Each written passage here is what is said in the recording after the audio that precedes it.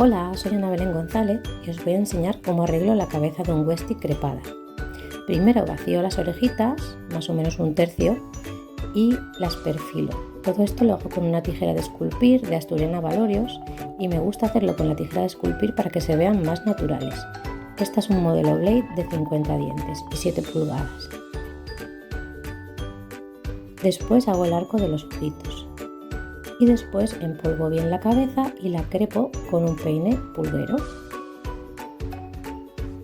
Ahora lo peino todo hacia arriba, cojo una Crazy Chunker de 35 dientes y voy marcando la cabecita alrededor en forma de crisantemo.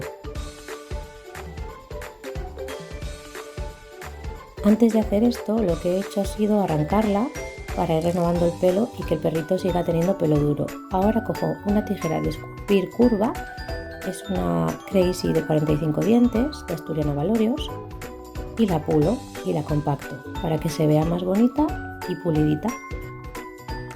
Pipo es buenísimo, se porta genial en la peluquería. Peinamos otro poco, volvemos a pulir. Muy bien, Pipo, lo haces genial. Y este es el resultado final, espero que os guste. ¡Hasta luego!